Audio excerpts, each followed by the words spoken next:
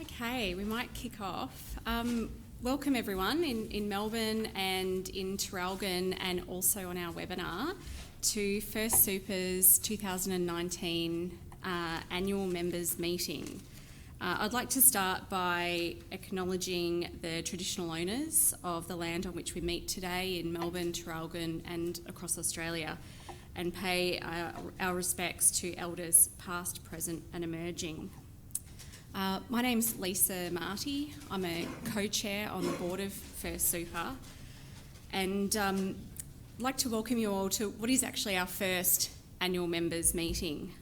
And we hope that you find that it's valuable to find out what we at your fund have been doing for you in the past 12 months, what's coming up, and also answer any questions you have of us as well.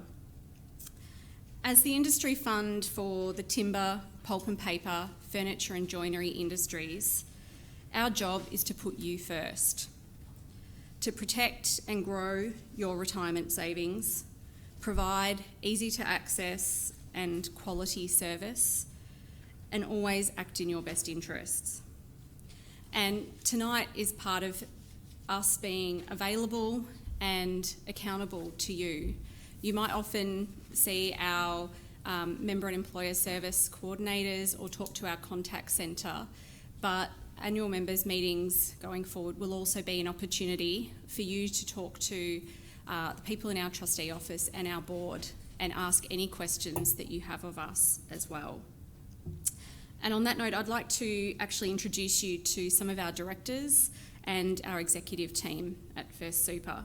So perhaps if you could put your hand up, I'd like to introduce Michael O'Connor, co-chair at First Super, Candy Broad, one of our directors, Frank Vari is one of our directors, and for those of you in Traralgon, Alex Miller from the First Super board is with you as well, Bill Watson, our CEO, Brad Weldon at the back, is Deputy CEO and our Executive Manager for Member and Employer Services. Maxine Jacona is our Executive Manager for Governance. And in Traralgon as well, we also have Andrew Jewell, the Executive Manager for Financial Advice and Education. And before we go on, just a couple of housekeeping matters. For those of you in Melbourne, the emergency exit is down the stairs. Toilets are outside the door. In Traralgon, hopefully somebody is pointing that out to you, and for anyone online, I'm sure you can work out where your toilets are as well. And if anybody does have their mobile phone on, if you could please just switch it to silent or off, that would be great. Okay, now because we work in the super industry, we need the disclaimer to start off, and also the general advice warning. Everything we're talking about tonight is general. If you're looking at your personal circumstances, personal financial advice is best, and what's presented tonight is very much general and for the whole fund. The webinar is through Redback Connect.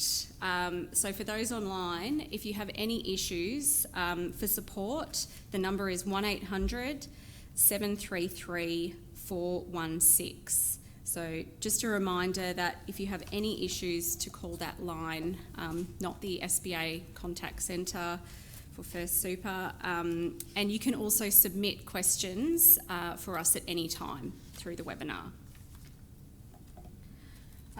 So tonight, Michael will be presenting an update from the First Super board. There'll also be an update from our CEO, Bill Watson, who will also talk about the First Super's performance and some highlights from the past year. And at the conclusion, we'll welcome all members attending in person to enjoy food and drinks. So with that, I'll hand over to Michael to give us an update from the board.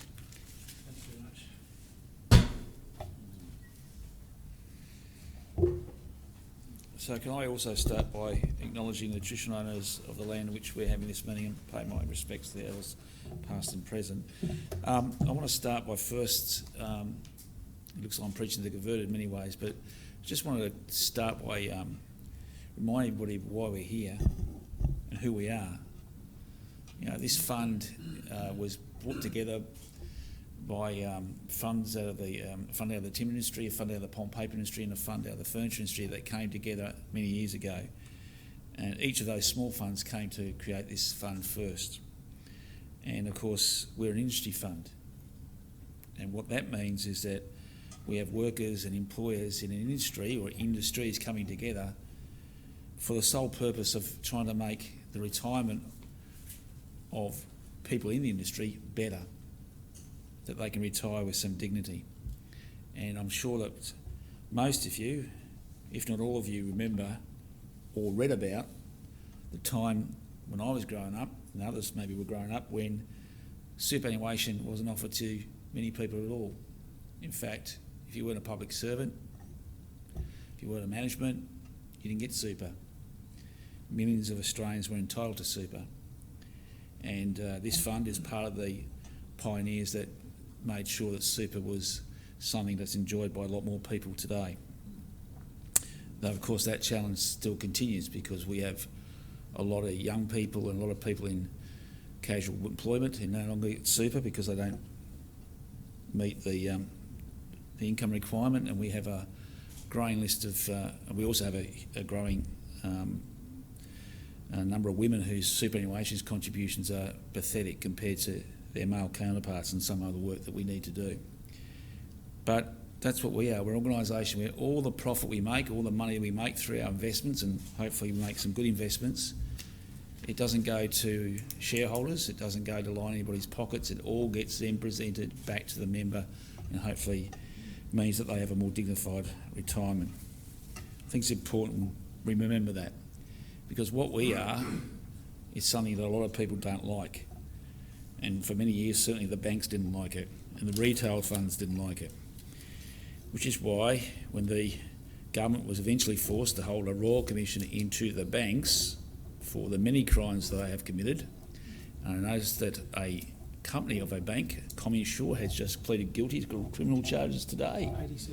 87 criminal charges. When I was a kid growing up, I got told if you committed a criminal charge, you normally went to jail, but obviously not. When the government eventually decided to have a royal commission into the banks, the government thought it would be a cute thing to do to have that royal commission's terms of references extended to superannuation, because what they were hoping was that they would be able to demonstrate that the industry super funds weren't doing their job. Of course, what happened in the superannuation in the Royal Commission was that a lot of funds, superannuation funds, both retail and industry funds, had to submit a lot of their paperwork, a lot of the documentation about the things they did, how their boards worked, how they invested their money, how they organised the members, and how they dealt with their accounts, including us. We were one of the funds. Many funds had to submit information to the Royal Commission. Some funds were quizzed, but of course, as those who followed the Royal Commission in the media, you'll notice that it was the retail funds and the bank-owned funds, superannuation funds, that got absolutely plastered for not doing what they were supposed to be doing. It seems that most of the public don't think it's a good idea to charge people who are dead fees for advice. So the Royal Commission was something that we had to deal with, but like most industry funds, we came through unscathed. But a number of things have come out of the Royal Commission that the government's going to have to look at and work out what it's going to implement. From my own point of view, I think that there'll be a missed opportunity. I think that some of the reforms that have been called for by the Royal Commission won't be implemented, and I doubt that there'll be a proper reform in the financial sector in Australia, and those that are overpaid and those that are greedy will continue to be overly rewarded. But for us, for one of the funds that had to submit all its paperwork, etc., no questions were asked, no points raised, and I think that members should be confident that we've got a good clean bill of health. Of course, the Royal Commission, there's also been a number of other reports and inquiries done in this sector, including the Productivity Commission, and as a consequence there are a number of changes which the government has made to laws which govern superannuation. One of the ones which has been galling to us has been particularly the reform to do with insurance, particularly default insurance. When I referred to you back to the time when many people didn't get superannuation, not only did most workers not get superannuation, but most workers couldn't afford death insurance or disability insurance. And it meant that if there was a death in the family, particularly whoever was the breadwinner, it meant that family was basically out in the street if they didn't have a lot of working people were affected by the fact that there was no insurance. So not only did Industry Super ensure by going about its business the way it did that superannuation was extended to millions of Australians, but Industry Super Funds also made sure that for the first time ever, working people were able to access relatively cheap death insurance and relatively cheap total disability insurance. Despite that, and I think despite our fund and other funds providing a very cheap and decent service where people were getting some cover, some decent insurance cover, the government and some other political parties and some other advocates or some other commentators in the sector believed that insurance premiums was a way of gouging insurance. So what they've done is they've basically changed laws which mean that if you're under the age of 25, you won't be insured unless you actually take an active decision to be insured. Now, I know most of you probably would probably assume that if someone under the age of 25 isn't probably going to make an active decision to be insured. Unfortunately, our lawmakers believe that if you're under 25, you don't need death insurance because nobody under the age of 25, according to the people who make our laws currently in the Parliament, they believe has any responsibilities. So they don't believe anybody under the age of 25 has any dependents. Now, in our industry, that's simply not true. In industries we cover, that's simply not true.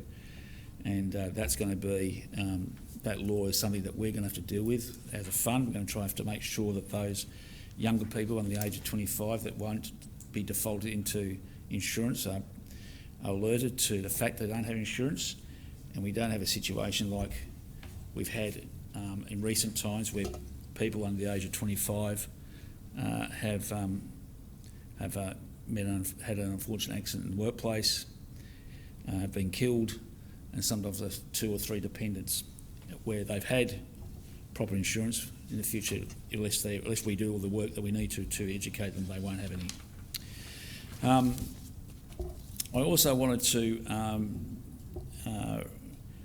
so I just want to reinforce again, us educating our members on those issues is an important role for us to do as we go forward. We've also had recently a strategy meeting of the fund, and we've recommitted to trying to get certain things right, including protecting members' balances through a more conservative asset allocation relative to our peers. So basically, and that's something we do review, but basically our fund, as you know, most funds has a default where people go into if you don't make an active decision, and of course you've got other ways you can invest your money if you want to make an active decision. But our default investment is more conservative than most of the other funds that we come in contact with, and that's because at this stage the board believes that our important role is to preserve the capital of the people who invest in our fund. Unlike some other funds, but we think that our members can't afford to take a hit, that their capital needs to be protected, and that's why we, as far as the default offering is concerned, have a bit more conservative. But that's something that you should all be aware that we constantly review, constantly look at, and make sure we've got the right setting as we go forward.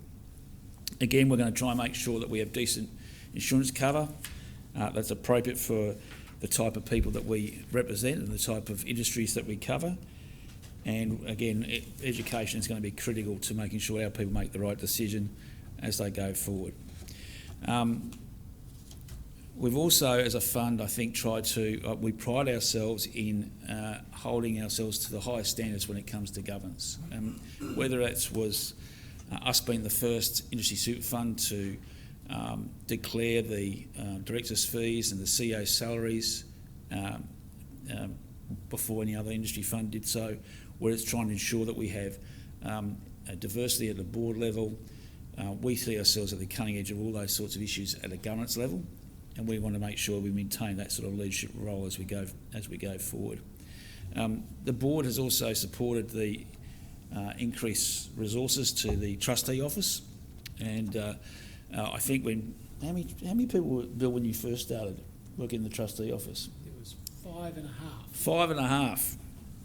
5.5 people, and we're now up to how many? About 17. 17. So we have, there's been a massive increase of staff in the trustee office. But joking aside, if you actually look at the staff profile and the numbers of staff that we have in our trustee office and the people who are employed by our contractors, especially our main contractor, SBA, it really is very light on compared to some other funds, again, ones which some our members have a contact with. So as far as the number of people employed or through contractors or directly employed, while we've increased the resources to make sure we can do the job that we need to do, we're very conscious again about maintaining control over costs, and we understand it is members' money, and funds that are equivalent to ours would have in their trustee office 80, 90, 100 people.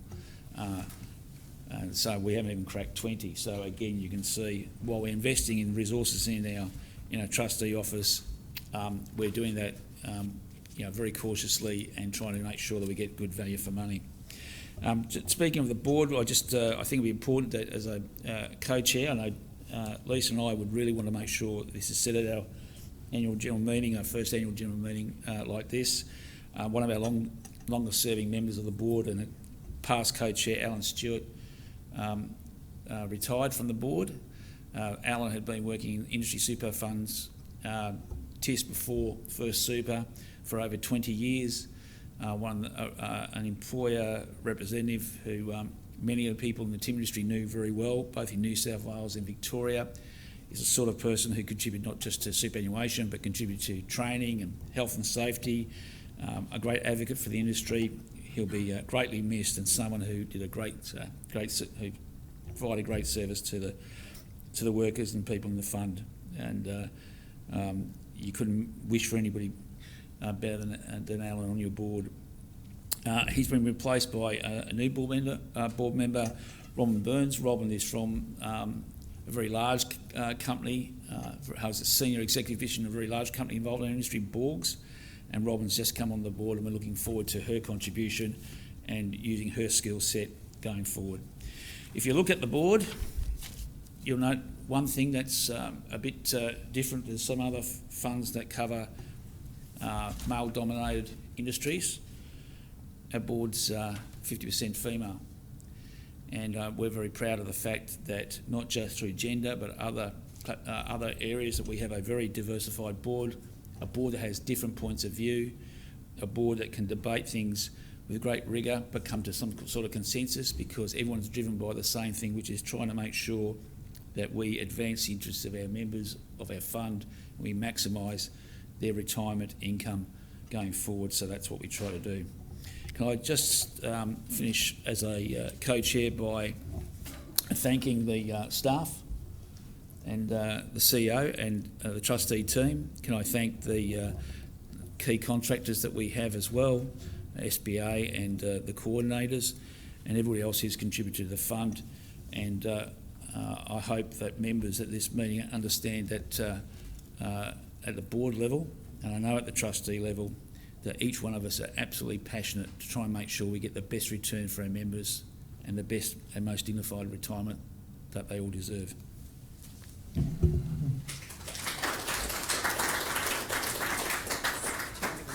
Yeah, well, thanks. Okay. So now I'll ask our CEO, Bill Watson, to come up to give us an update.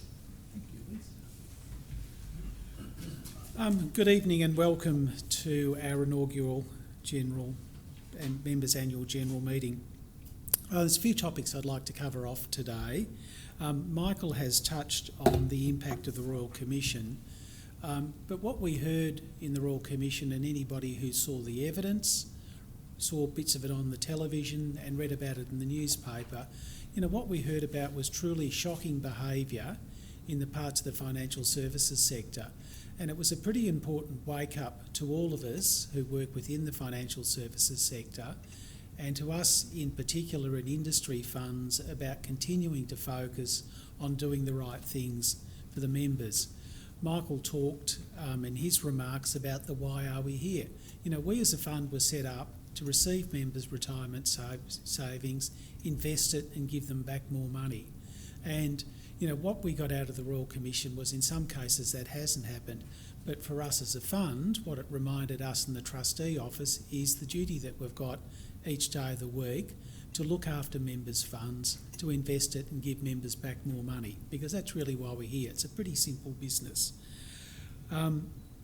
What it's caused us to do is also reflect upon the way we run the business, so focusing on cost, focusing on what we expect out of service providers, and focusing on the way that we make money for members, and I'll touch upon that a little later on.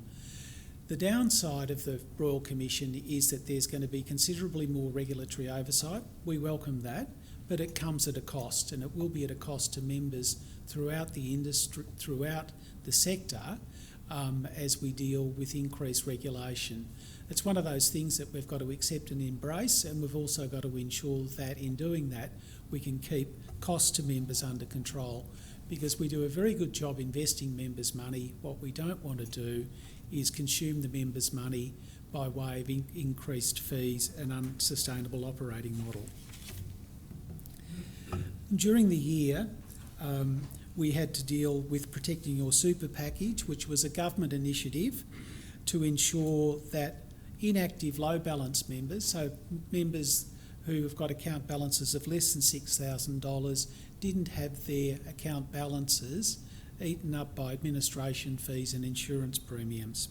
And that saw a large cohort of our members who were in that transferred either to the Australian Taxation Office or to a rollover fund. There's also been introduced a 3% cap on fees for members with account balances of under $6,000. Sounds like a great idea, but the other side of it is members with account balances of above $6,000 have got to pay a little bit more to help cross-subsidise that. But I suppose in some sense that if you think about the journey that members go through, it's not such a bad thing, particularly for those members who are starting to build retirement balances. The more pernicious part of the Protecting Your Super was turning off insurance for inactive members. And Michael's touched on that. We looked at our membership base and we saw that there were a significant number of members who were inactive, that is, and hadn't received contributions for a 15-month period, who had made either death, or their families had made death claims, or total and permanent disability claims. They were getting value out of insurance. So what the board resolved to do last year was to run a member information campaign directed at those members who are at risk of losing their insurance. And we had 16% of our members who are at risk of losing insurance take that up. Now, relative to our peer funds, that was an incredibly good outcome. Some funds only achieved 3 and 4% membership base. So what it says is we connected with our members, we came to them with to help them to retain their insurance. We've also done some other initiatives during the year to help members reunite them with the lost super. And so, people get letters from the Australian Taxation Office, or if you can go onto the MyGov website and it tells you where you've got these little bits and pieces of super. So we helped over 1,000 members round up $18 million of lost super. What's really important about this is if you've got lost super with the tax office, you only get a consumer price index rate of return. And in the same period, our members got 6.8% return. So it's really important that we reunite members with their lost super so they can get better returns. And for those members who have got low account balances, if we can get them over $6,000, it means that they're insured as well. So them and their families are protected, which is pretty important. The next is about how do we look after our members. One of the things, and Michael has touched upon this, is why are we here and what do we do? We've got a large membership base spread across Australia, a lot of people of whom need advice and help about the basics of superannuation. I'm an insider and I find it difficult enough to deal with the nuts and bolts of superannuation on a daily basis and answer questions. We're different from other funds in that we have member and employer services coordinators, so people who are out in the field who can actually help members and employers with super. And that's pretty important because there is complexity, and even basic things like members doing binding nominations, having to have it witnessed by two people and signed and all of those things. If you don't get a hand with it, more often than not it doesn't go right. We also have members in times of need making total and permanent disability claims and their families making death claims. That's a high-touch service model which is quite different. We've also got staff who live and work in regions, Mount Gambier, Northern New South Wales, Tasmania, and people servicing Victoria. And that again is that local touch makes a huge difference. Our member and employer services coordinators can provide general advice and education, which they do.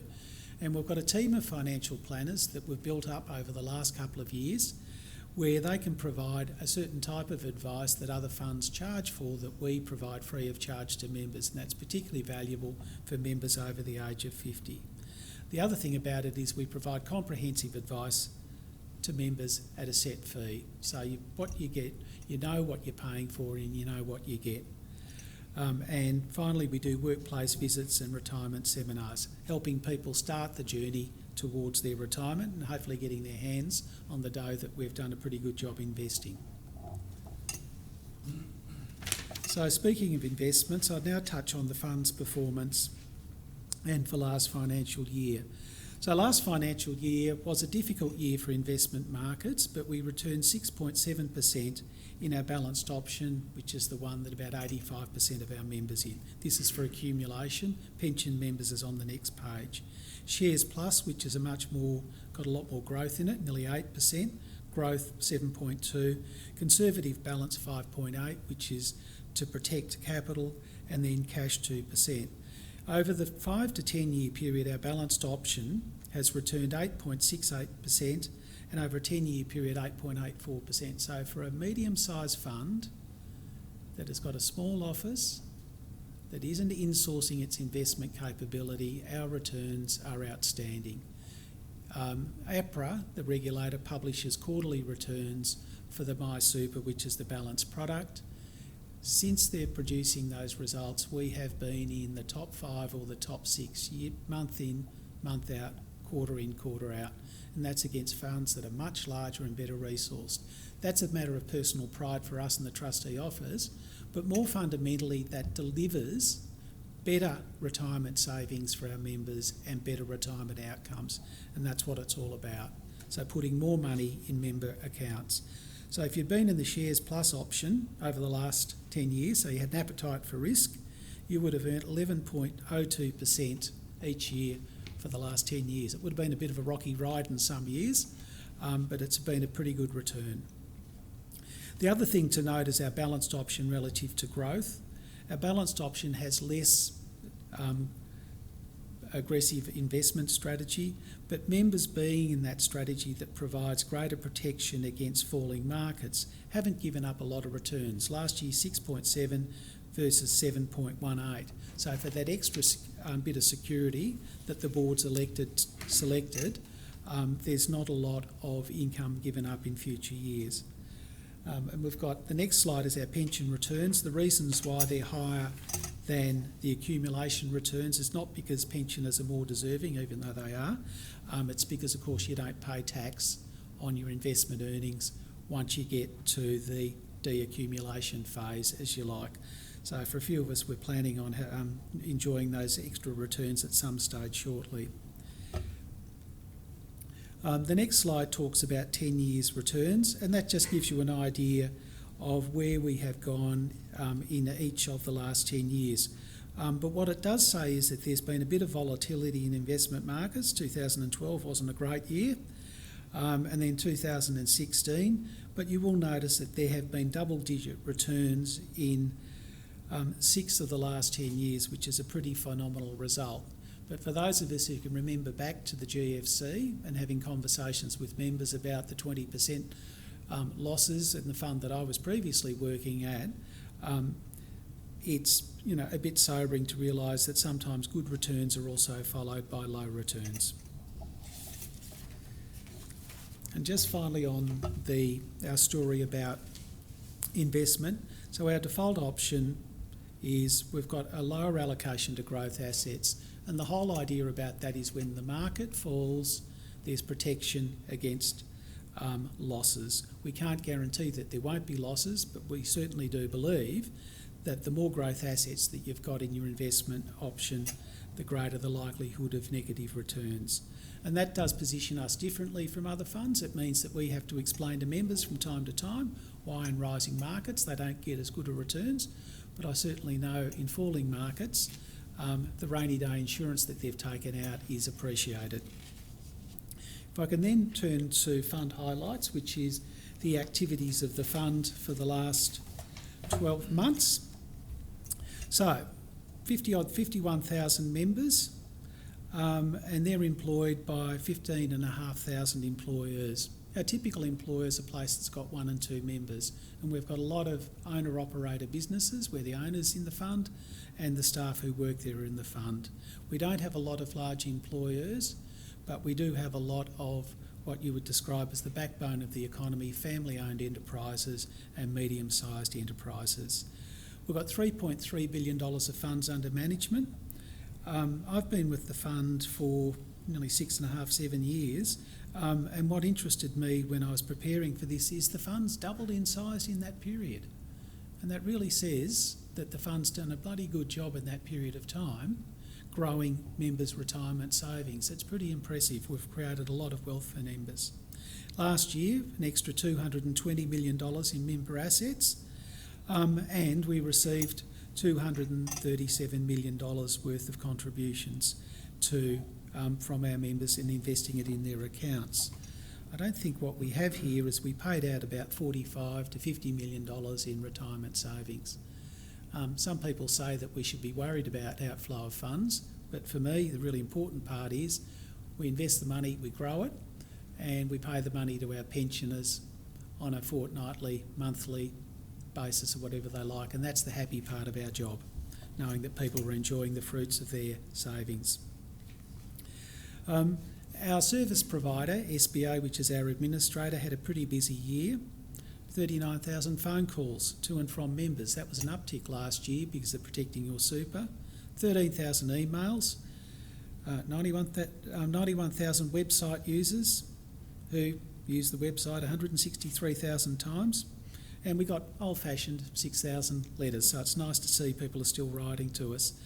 The bit that you don't see, we're a bit like a duck swimming on the water. There were 21 board and committee meetings, and it's a pretty big load that the board members have in looking after your money.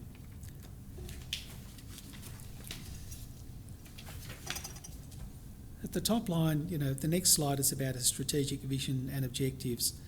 And the basic point, and Michael has addressed this, is our job is to enable members to attain and maintain a dignified retirement. That's why super was created in the 1980s as a compact between employers and the union and the federal government. It was about people didn't get superannuation. You had to get hit by the lucky stick. You worked in a bank or the private or the public sector. And that has made a significant difference to working Australians, and it's great to see that we've got people who are retiring now who have had the benefit of superannuation contributions for quite a period of time. So, my colleagues, Brad Weldon, who joined us earlier this year as Executive Manager Member in Employer Services. Brad's job is to get out and help grow the fund. That's really important to us because the more members we have, the cheaper it is to run the fund and the more money we put back into member accounts. Maxine Jacona, who's Executive Manager Governance, Maxine's job is to keep us travelling inside the guardrails, as it were, and to deal with the regulators, and more recently just deal with the substantial increase in volume of complaints that we and other funds are receiving with the new complaints body.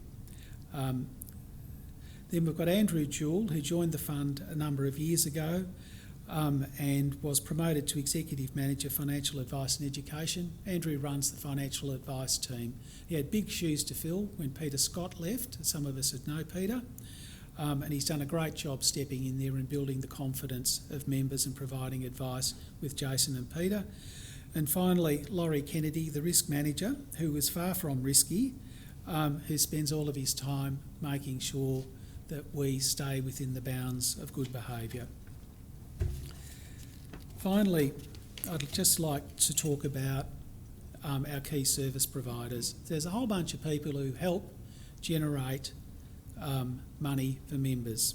We've got MetLife, our insurer. They provide death and total and permanent disability insurance. SBA, our administrator, with whom we share offices. We really do appreciate the work that SBA, Dave Goodyear and his team do for you, our members, on a daily basis. They've got a big job to do, looking after members, looking after you, dealing with insurance claims. Industry Fund Services that provide us the licensing for Andrew, Peter and Jason to provide advice. The Construction, Forestry, Maritime, Mining and Energy Union, Manufacturing Division, that employs member and employer services coordinators.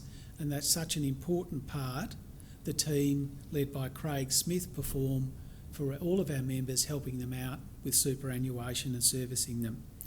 And then we've got some boring people, BNP, the custodian. No, they're not jailers. Their job is they look after all of our assets and they keep it safe from bad people. Frontier Advisors, they provide us with investment advice. They've been on a journey with the fund since the fund merged in 2008, and they are one of the ingredients, the secret sauce, as to why we, the members of the fund, enjoy such good returns. And they're a collectively owned organisation, so their job is just to look after the interests of people in industry funds, and they don't manufacture product and do other bad things. And finally, we've got a ton of investment managers. Some of them do a great job some years, others not so great job, and we've got a pretty good big job ahead of us most of the time in making sure their fees are low. And that's one of the things the investment managers do not like, coming to our investment committees and getting beaten up about fees and their performance. We've got a good team of managers that have done a great job in the last number of years in producing some pretty good results. Year before last, we probably earned about 1.5% to 2% more than we should have, and that was because of great performance on the investment managers.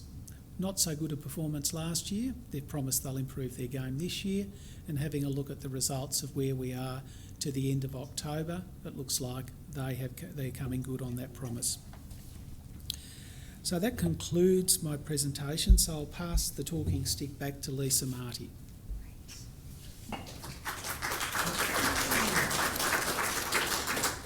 Thanks very much, Bill. And I'd just like to echo Michael's comments to very much thank our key service providers, and especially Bill and the team at the Trustee Office. They are a highly skilled team and they work incredibly hard, doing the best job possible for our members. So now I'll ask Brad Weldon to come forward and we'll move to questions. And Brad, we might start off with any questions that we've received during the presentations from the webinar.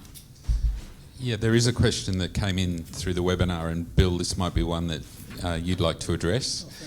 You talked about the past performance of the fund for this year, and the question is, what are your expectations for the next maybe 12 to 18 months, given there is a little bit of uncertainty in the market?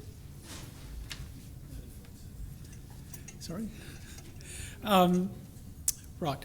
So first things first is I can't make forecasts about what happens in the future. If I was the guy who did that, I would be on the beach. There's a couple of things about it. There's two laws, fundamental laws. One is gravity. The markets have enjoyed, equity markets, shares have enjoyed an 11-year bull run. that is the longest bull run in investing history. At some stage, there has to be a correction because this time is not different. I'm eternally pessimistic about the outlook on investment markets, and it's likely that we can expect lower returns than what we've enjoyed at what we saw on the slide, where 5 or 6 years of double-digit returns. There will at some stage be lower returns. It's just a question of when and how. But the way we are positioned defensively as a fund, we have an overweight position to cash, so that in the event that the markets fall, we've got two things. We've got fewer riskier assets at risk, and we've also got the opportunity to invest opportunistically if there is a correction in the market. So all things being equal, we've had a long bull run. It's got to be a correction at some stage. We're seeing some early signs of that. When and if it occurs, I don't know. But what I do know from having a look at member behaviour over the last 12 or 13 years when I've been working for super funds is that it is not our job and it is not members' job to think that they can pick the market. If you switched into cash in 2008, 2009, as some of our members did, and we looked at this, they lost on average about 1.5% per year on a compounding basis, and they never recovered the position that they lost with the negative returns. Superannuation is long-term investment. You just buckle yourself in. We've picked the best managers, we've got the good strategy, and we think that we're positioned well for that. Thanks, Bill.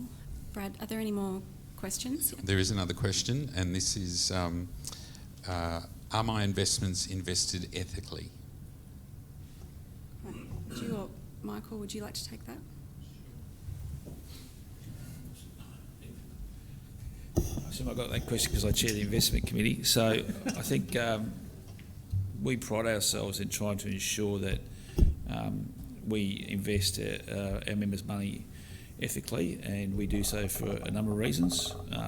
First reason being that if you look at most and analyse most unethical investments, they're not sustainable. They're investments that are based on exploitation, whether that be exploitation of the environment, exploitation of workers, exploitation of markets, and if you analyse those investments, they are not sustainable. And our fund's interested in investing in products and in vehicles that are sustainable, and because we are investing in long-term, we're long-term investors. So for a case in point, if you invest in a franchise that is based on that franchise employing everybody at $5 an hour, and that franchise gets busted by the regulator, good chance that franchise is going to go bust. Good chance you invested in it, you lose your money. So it's not smart financially to invest in unethical investments. It's not the right thing. It's not the thing you should do if you're looking after your members' interests. But I'm sure on top of that, I'm pretty sure our members want to make sure that we are ethically invested and that we are not making money by exploiting others. And I think that's a value that all our board members have, and our trustee office has, and our service providers have, and it's something that we treat very seriously. Thanks, Michael. Brad? No? Okay. Is there anybody who has a question they would like to ask to our CEO Bill, our board, any of our team? No? Don't be shy. Yes. Just curious about how much money did the members lose in the last global financial crisis that we experienced in 2009? Just a Bill. rough percentage. So continuing with the same question, so does that mean when any financial crisis that happens in future, should I change my investment options, take my money out of the growth, and put it into cash? Or yeah. I think you would do the same as well. I don't know. Yeah, how does that work? So the answer to the question is 2007, 2008, GFC, there was a negative return of around about 10, 11%, if my memory serves me correctly. Our fund relative to other funds, I was working at a different fund at the time, they lost 22% in the 1 year. I won't take credit for that. And it just depends how you're invested. The point that we labour about our balanced option, the option that 85% of our members are invested in, is that it's got a 59% allocation to growth assets and a 41% allocation to defensive assets. What that means is if there is a correction in the market, there should be, I can't say there will be, but there should be lower if no losses incurred. And what we've seen over the last number of years when there have been periods where the market has fallen, we've fallen at a far slower rate than other funds with their investment options.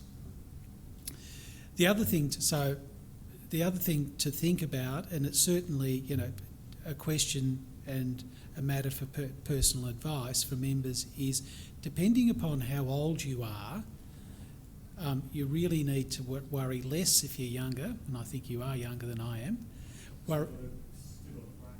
You worry less about volatility in the market because you're going to be invested in the market for 40, 50, 60 years' time, and over that period there's going to be some ups and downs. But what we have seen is that there has been a progressive increase in the value of markets, a progressive increase in assets. It depends where you look at any point in time. It could either look good or bad. But what we do know is for our members who stayed in the balanced option in 2008 and did nothing, over that period of time they've enjoyed about an average 9% return. And that's by trusting the investment strategy and trusting our managers. And that's the really important thing. We had a board strategy day on Friday, and one of the things we were talking about was investment strategy, and there's a few of us who have put our money with the fund and we let the strategy and the managers look after that money, because we know that you've got to get the right people to do the job and look after the money, and that's what it's all about. Would anybody else like to ask a question? No? Or Brad, do you have another question from the web? There is another one that's come through. Bill, unfortunately this might be for you again. Yeah, good. Why does it take so long for monthly returns to be shown on the performance charts? Last month hasn't shown up as yet. Oh, that's because I signed it today. So the answer about the monthly, so the process that we go through to calculate the monthly returns is we get the results from our custodian on or about the 15th day of each following month. And that's because they've got to get all of the returns in from all of the fund managers, and we've got about 40 fund managers who work for us, so they give it's either weekly or monthly updates. So monthly updates arrive some stage, if we pick for the month of October, they'll arrive some stage between the 1st of November and the 14th of November. Our custodian calculates the returns on or around the 14th or the 15th month. That goes through an internal checking process. I'm at the end of the checking process and I signed those returns today, so it goes up on the website. So yes, there's a bit of a delay, and that's because of the way that we invest the money. If we could do it quicker, we would, but the 15th is the big day for us.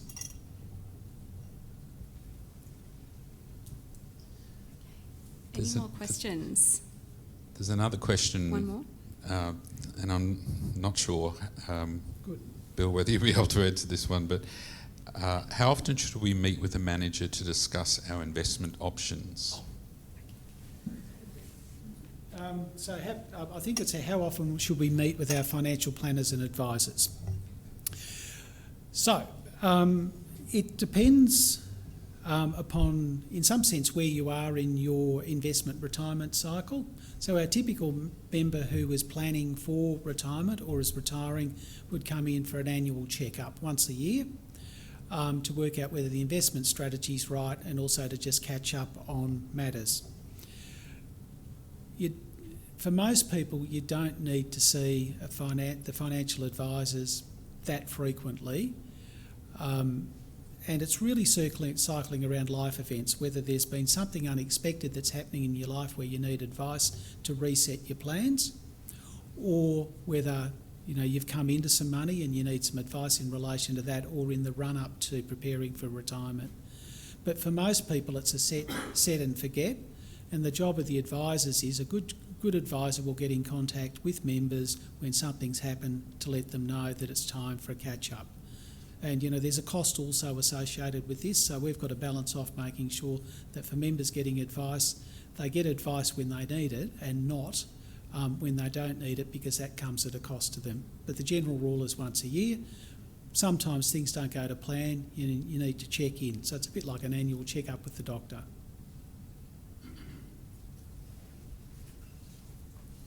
Would anyone else like to ask a question? No? Brad, do you have any more questions coming through? Okay. Well, I think it's sort of hit us right on time, and with that, I'd like to take the opportunity to thank everyone for coming here in Melbourne and in Traralgon and online. We understand it's a really busy time of year, and we really appreciate you making the time tonight. If you are here with us in person, you're welcome to stay back with us and enjoy some food and drinks. Our team will be here and our board members to have a chat. And before you do so, in your packs on your seats, there's also some feedback forms. We will be holding annual member meetings in future, and if you could fill out a feedback form, it will help us to make those meetings the best they can be for you. So please let us know how we went tonight and anything you think we could do better for you. So thank you again, and we look forward to enjoying some drinks and food.